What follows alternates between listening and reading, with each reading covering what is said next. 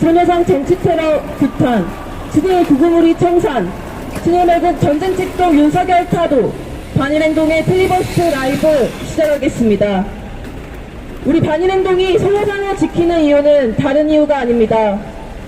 1930년대 일본군은 전쟁을 벌이는 과정에서 국가 차원으로 대량 학살과 수만 명의 여성들을 강간하는 만행을 저질렀습니다. 일본 부대는 전쟁으로 사망한 병사보다 성병으로 부상당한 병사 수가 더 많을 정도였습니다. 일본은 점령지 민중들의 반발을 무마하고 군대 내 성병 문제를 해결하기 위해 이른바 위안소를 설치하기로 하였습니다. 마스이 요한의 제안으로 만들어진 이른바 위안소는 일본군이 있는 곳이면 어김없이 설치되는 군대 내 필수 시설이었습니다. 전쟁이 장기화되고 전선이 확대되면서 더 많은 성노예가 필요해지자 일본은 점령지 여성들을 강제로 납치하며 부족한 인원을 충당했습니다. 일본군은 납치한 여성들을 번호로 부르고 신체 검사 결과에 따라 등급을 나누는 등 철저히 군수품으로 취급했습니다. 훗날 일본군 위안부를 천황이 하사한 선물, 위생적인 공중 변소라고 망언한 군의관 아소테치오는 조선 여성이 성병 감염률이 낮은 데다 연령이 어려 일본군 위안부로 최적화되어 있다고 기록하기도 했습니다. 당시 일본은 21세 미만의 성매매가 전면 금지되는 국제조약에 가입돼 있었습니다. 그러나 조선은 식민지로 국제법이 적용되지 않다는 논리로 조선의 여성들을 일본군 성노예로 끌고 간 것입니다. 일본은 이 같은 점을 악용해 마음 놓고 조선 여성들을 강제 동원했습니다. 여기에 김한란을 비롯한 친일파들이 앞다퉈 강제 징집을 찬양하며 수많은 조선인들을 전쟁터로 보냈습니다. 공장에서 일할 수 있다는 말에 속아서 또는 납치당해 모인 일본군 성노예들은 동아시아를 떠돌며 하루 30명 이상의 일본군을 상대해야만 했습니다. 일본군 위안부들은 성병에 걸리면 살바르산 606이라는 비소화물을 처방받아 부작용에 시달렸고 임신하면 낙태와 자궁 척추를 강요당했습니다. 일본군의 스트레스 해소 대상이기도 했던 일본군 위안부는 전쟁과 일상적인 폭력에 노출돼 심각한 트라우마에 시달렸습니다. 만삭의 일본군 위안부로 알려진 박영심 할머니는 일본군이 단도로 찔러 피가 흥건했다고 증언하며 흉터를 보이기도 하셨습니다. 2차 세계대전에 패전이 짙어지다 일본군은 국제사회의 비난을 두려워하며 일본군 성노예제 증거를 없애기 위해 문서를 소각하고 살아있는 증거인 일본군 위안부를 집단 학살했습니다.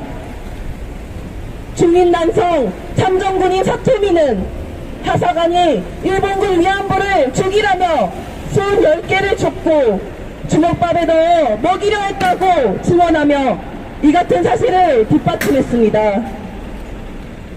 일본의 조직적인 증거인멸에 의해 현재까지도 얼마나 많은 일본군 위안부가 동원됐는지 모릅니다.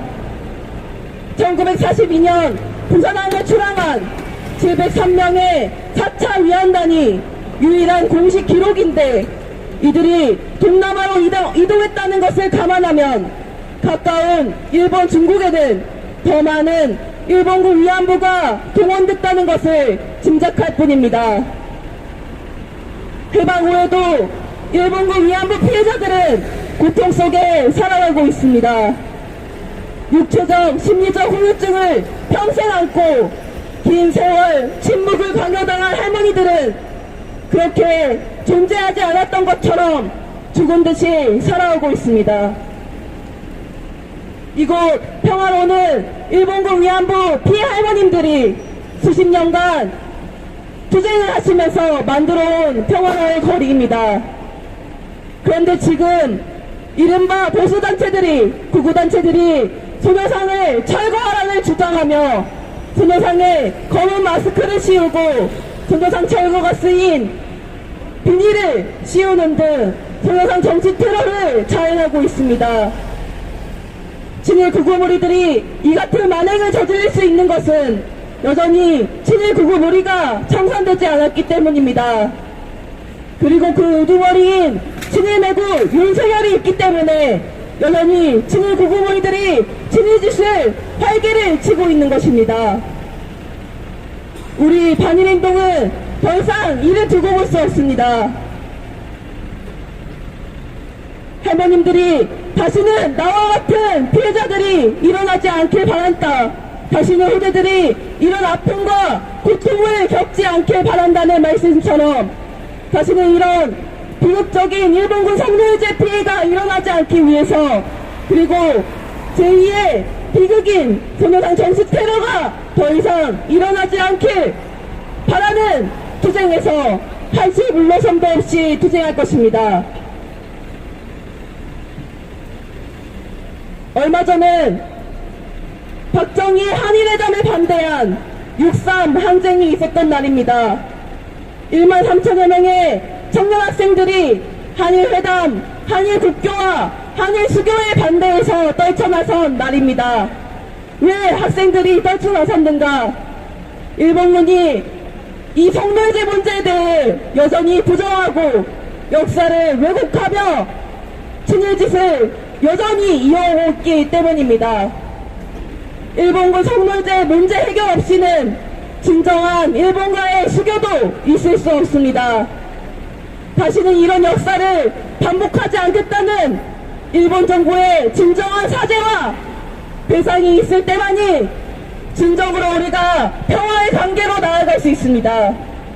그러나 앞서 얘기했듯이 일본은 여전히 역사를 왜곡하고 군국주의 부활을 책동하고 있으며 윤석열을 전략적인 파트너라고 얘기하며 한일 정상화를 이야기하고 있습니다. 진정한 역사 문제가 해결돼야만 이 비극이 일어나지 않는 것은 이미 우리가 수천 년 넘게 겪어온 진실입니다.